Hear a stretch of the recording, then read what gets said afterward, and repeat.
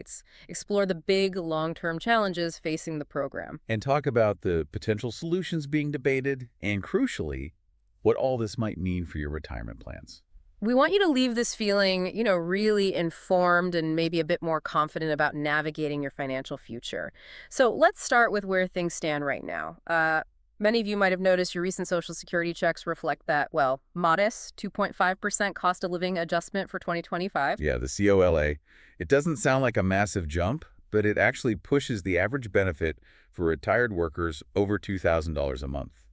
That's a record high. Right. And for folks on SSI, Supplemental Security Income, the average is around $718 a month. So, on the surface, benefits are flowing. But, and this is the big but, what's really fascinating, or maybe worrying, is what's lurking just over the horizon. Despite these current payouts, the latest projections from the Social Security Board of Trustees, they're saying the combined trust funds, that's for old age, survivors, and disability insurance, are on track to be depleted by 2035. Okay, hold on. Depleted. That sounds bad. Does that mean the checks just stop coming in 2035? I think that's what scares people. That's a really important question, and no, it doesn't mean the checks stop. Depleted sounds final, but it means the reserve funds run out.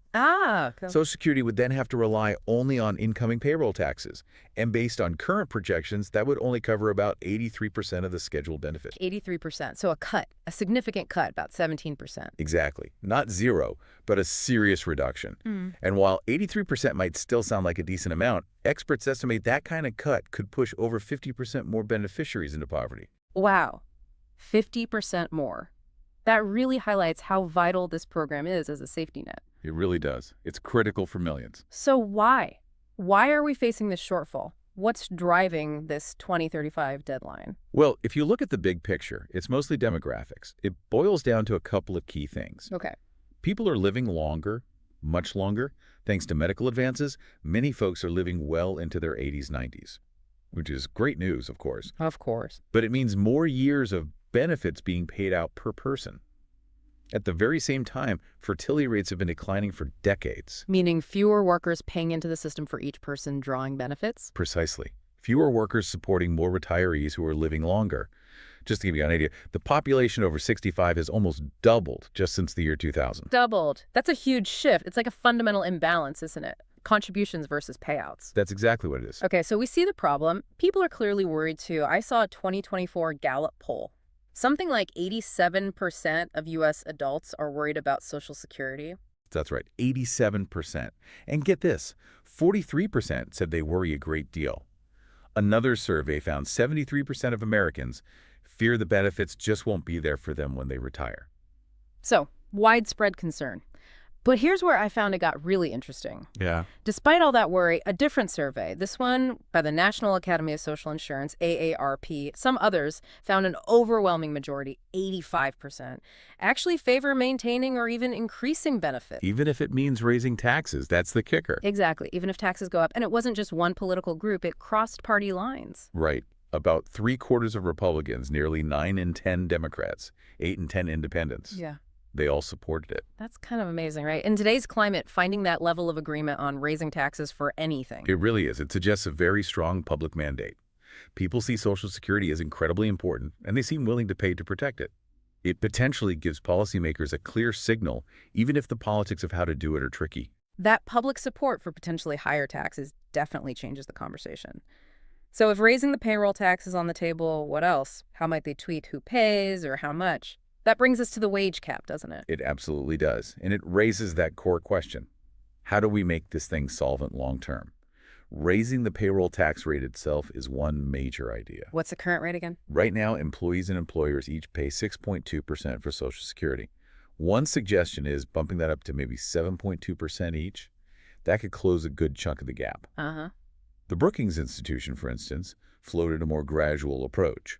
Slowly raise the combined rate from 12.4% to 12.6%. Okay. And also increase the amount of wages subject to the taxable wage base. So it covers 90% of total national wages by 2039. Right, the wage base or the wage cap. Let's unpack that. For 2025, once you earn over $176,100, you stop paying Social Security taxes for the rest of the year, right? Correct. Any earnings above that cap aren't taxed for Social Security. So proposals often suggest getting rid of that cap entirely, or at least lifting it way up.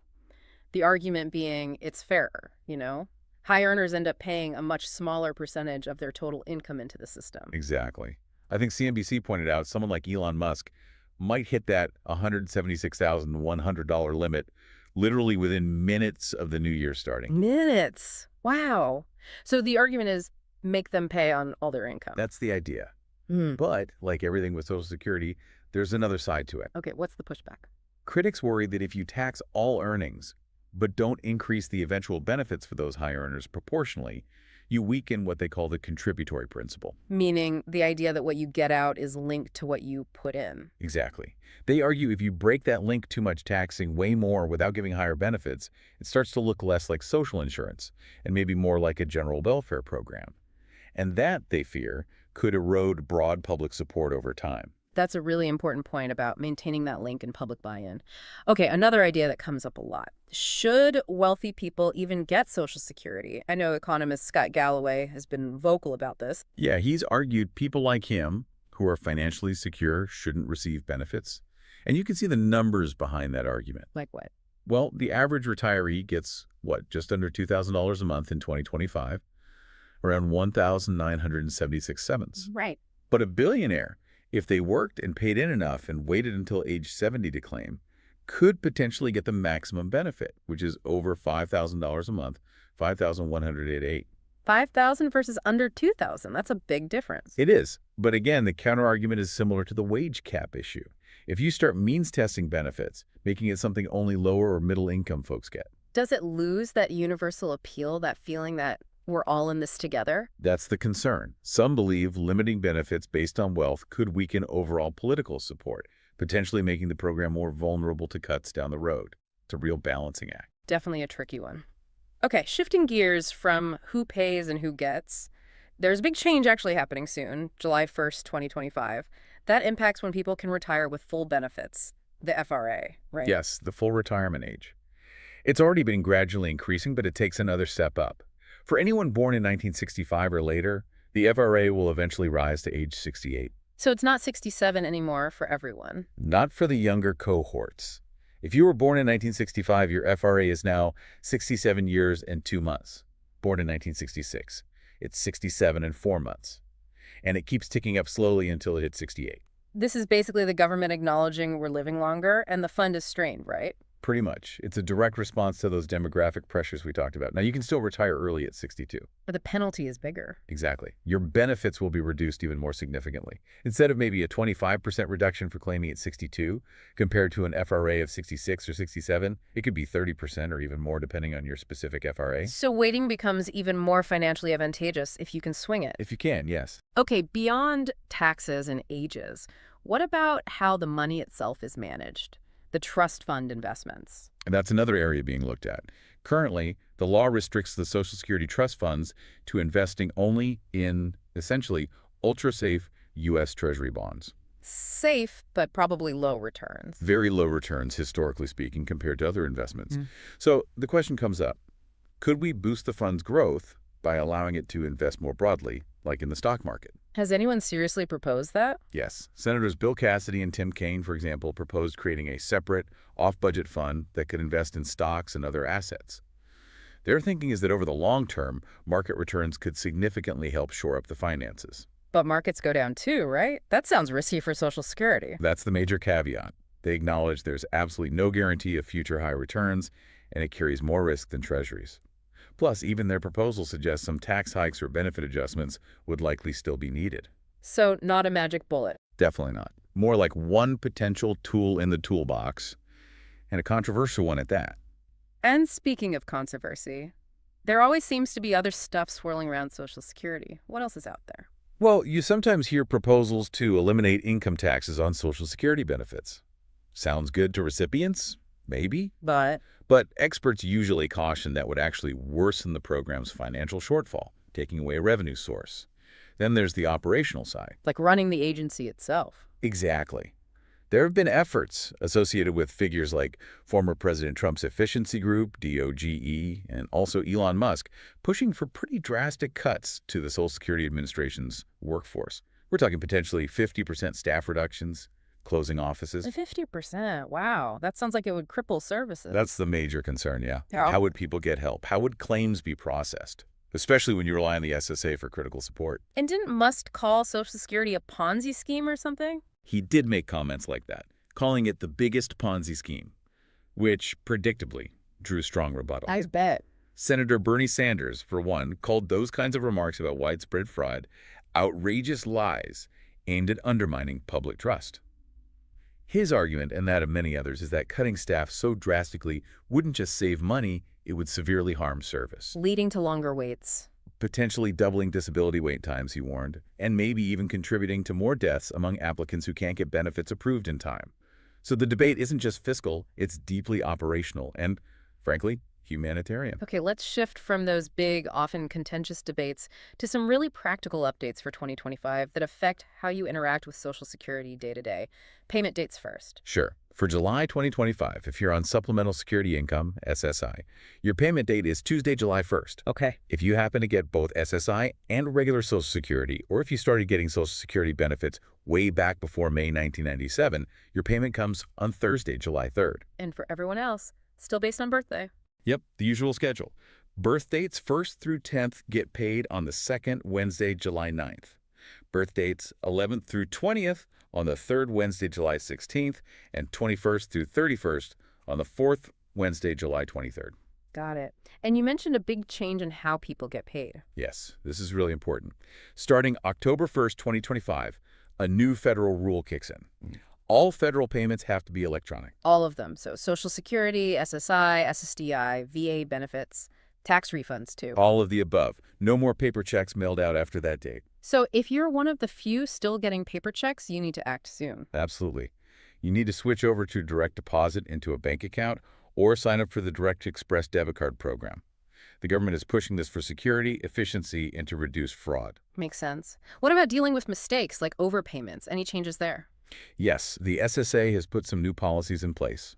If they determine they've overpaid you, they're now generally limiting how much they can claw back each month to 50% of your benefit payment. Half your check. That's still a lot, but maybe better than before. It can be. And importantly, they can't take more than that unless you specifically agree to a different arrangement. The key advice is, if you get an overpayment notice you disagree with, appeal it or request a waiver right away. Don't ignore it. Good advice. And you also mentioned increased fraud monitoring. Yeah, since April, they've ramped up fraud detection efforts. Yeah. This might mean more applications get flagged for extra scrutiny, potentially requiring you to go into an office for in-person identity verification. Which could be tough with those staffing shortages and office closures we talked about. Exactly. It could unfortunately lead to longer wait times and delays for some folks just trying to get their benefits started or resolve issues, something to be aware of. Okay, but on a more positive note, there's a cool new digital feature coming, right? Digital Social Security cards. Yes, this is actually pretty exciting, rolling out summer 2025. You'll be able to access a digital version of your Social Security card directly through your My Social Security account online. That sounds super convenient and probably more secure. Definitely more secure. Think about it right now. There are something like 47 different versions of the physical card floating around, many printed before 1983. No security features, easily forged. Wow, 47 versions. Yeah. That sounds like a security nightmare. It kind of is. So having a secure, official digital version you can access when needed, say, opening a bank account, applying for a job, whatever, is a huge step forward. Instead of trying to find that flimsy paper card you tucked away somewhere years ago. Exactly. Yeah. And what's great is this isn't just for people currently receiving benefits. Anyone with a Social Security number and a My Social Security account will be able to access their digital card. That's fantastic, really modernizing things.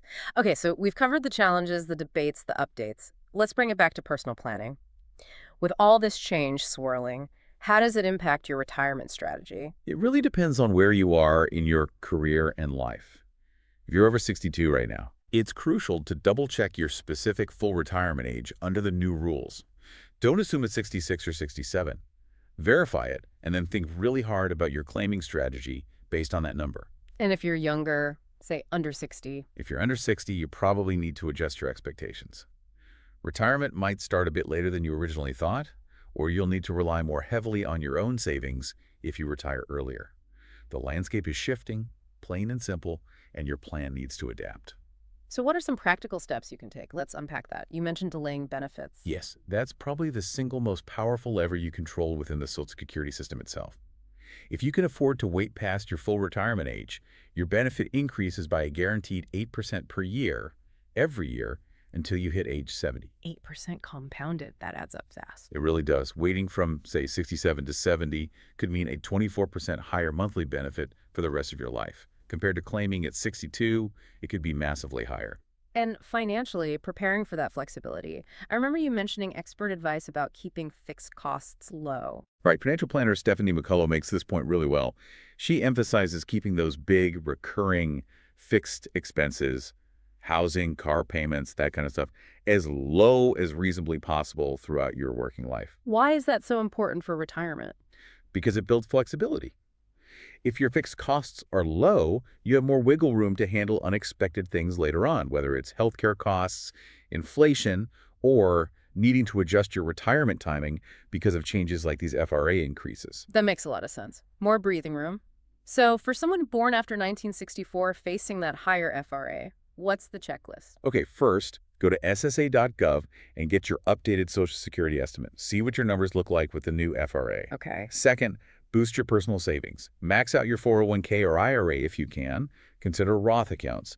The more you save yourself, the less reliant you are on the exact timing or amount of Social Security. Makes sense. Third, if it's financially feasible, seriously consider delaying retirement or at least delaying claiming Social Security to maximize those monthly benefits. Explore other income streams too. Absolutely. Pensions, if you have one, annuities, maybe even planning for some part-time work and early retirement. Diversifying your income sources is key. And maybe talk to a pro. Always a good idea. A financial advisor can help you put all these pieces together into a personalized strategy that accounts for the new rules, your savings, your goals, everything. Because ultimately, deciding when to claim Social Security, Yeah. there's no single right answer, is there? Not at all. It's deeply personal. You have to weigh so many factors. Like your health, your family's longevity. Right. Your marital status is huge, especially for survivor benefits planning.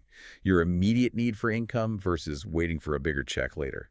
And of course, what other retirement savings or income do you have? The big takeaway seems to be, don't just stumble into claiming at 62 because it's the first age you can. Understand the trade-offs, especially with these rising FRAs. Exactly. Take the time. Run the numbers for your situation. It can make a difference of tens, maybe hundreds of thousands of dollars over your lifetime. So, wrapping up, Social Security. It's clearly this bedrock for millions of retirees, but it's also clearly in a state of flux. It really is. The debates are complex, aren't they? Trying to balance the long-term financial health of a massive program with the very real, very personal financial needs of individuals today and tomorrow. Which leads to maybe a final thought for you, the listener. When you consider all these different viewpoints on how to keep Social Security strong, raising taxes, lifting the cap, changing the retirement age, maybe even tweaking who gets benefits, it raises a big question. Yeah. How do we as a society find the path forward that feels the most fair, the most equitable, one that genuinely works for everyone, not just certain groups? What approach do you think best balances that collective responsibility we feel towards seniors and the disabled with our individual responsibilities in planning for our own